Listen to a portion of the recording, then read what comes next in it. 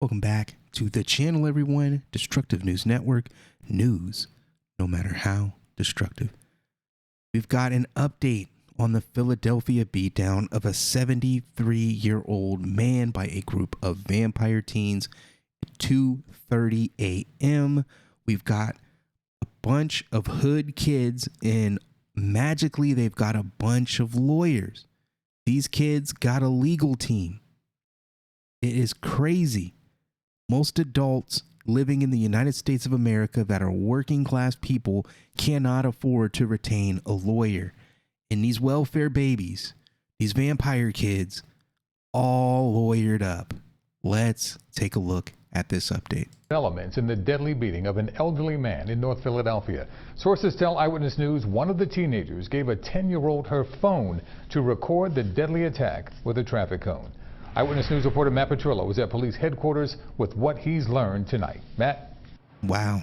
Yuki detectives it's looking like the girl might be the ringleader. They got the 14-year-old on there looking stone cold, calculated, but it might turn out that this 14-year-old girl was the ringleader. Looking to figure out a big question. Does that cell phone contain more evidence of the attack? Well, the attorney for the 10-year-old boy who was seen in security video holding that phone during the incident says she is not sure what is in the phone, but she is certain it does not belong to her client.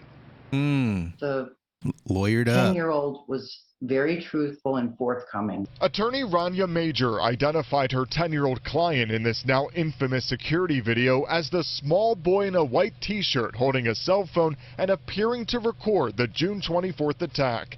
The boy's attorney says the phone is not his. He's a little kid. He's just the kind of tag. He's a little. She's starting her. This is lawyer tactics. What they need to do, what they want to do is they want to make this kid seem happy-go-lucky, very innocent, very truthful, forthcoming. He's manipulated by the older kids. He just doesn't really know what's going on.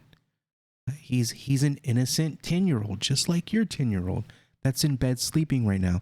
But this 10-year-old was out in one of the top murder cities in America at 2:30 at night and completely held his own, was not fearful of anything, any elements out there in a city that almost has a mass shooting every night. Now, those are the things you have to think about. Would your kid be sturdy in Philadelphia at 2:30 at night? Think about it. Would your 10-year-old be sturdy in the streets of Philadelphia in the middle of the night? Would your teen take part in the murder of a 70-plus-year-old man? Would your teen do that? Would your 10-year-old do that? No. That's what these lawyers do. That's what the media does. That's what the city is doing. They try to make these demons that they're creating using our tax dollars, make them seem, well, he's just like your 10-year-old. If you welcome that 10-year-old into your home, he would probably shank your children in their sleep. These kids are not innocent kids. They're government-produced products. Let's go. Eyewitness News has learned the phone belongs to 14-year-old Jamara Mosley, according to her attorney, Lonnie Fish. Any idea why the 10-year-old boy would have your client's phone in his possession? Well, I wasn't there. He's what laughing. we do Smart. know is Mosley turned herself into police. She tough. She got her hair dyed. Her edges is grown. Ain't no sadness. She looks like a cold, calculated ringleader. It's no 14-year-old girl that you know. They got these 14-year-old girls in your community. You got a 14-year-old girl? Does she look like this? Does she look like you can look straight into her brain through those eyes? They got that? Your kids got that? I don't think so. Stop taking the age and comparing them. They're not the same. Police Wednesday and is now charged with third-degree murder. Her attorney tells us he's not sure if her phone had actually recorded the incident. It may have been filled in on her phone. I don't know if it's in there because I couldn't get into it myself. Watch the security video again, and you can see as the 10-year-old holds the phone, Mosley appears to touch the screen before she then grabs the traffic cone. She unlocked it for him. So if nobody can get in it, you've got the evidence right here. take her finger, place it over the Touch ID, and it will unlock. And then we can get over this whose phone is it nonsense. Very simple. And throws it at the victim for the first time. She actually pressed the record button. I don't know what she did on the video. Meantime, the 10-year-old boy's attorney insists just before the attack, he was given the phone and told to record it. But after the third and final time the cone strikes the victim, the 10-year-old is seen rushing towards the victim. The 10-year-old's attorney also says he then tried to call 911. One attempt that for some reason the call What do you want, bonus points? Okay, give him a year off of his prison sentence. didn't go through. And that 10-year-old boy is not facing charges. We also learned, though, he helped police identify his 14-year-old brother, Richard Jones. In that security video, Jones now faces third-degree homicide.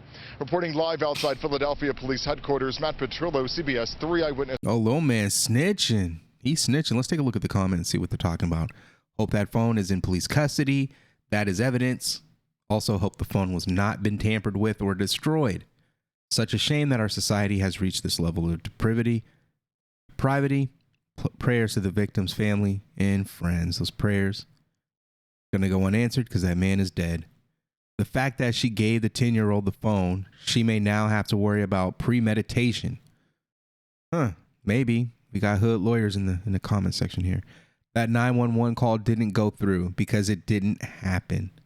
He probably wanted to act cool and get a hit in on the old man. Disgusting. Brilliant thinking on her.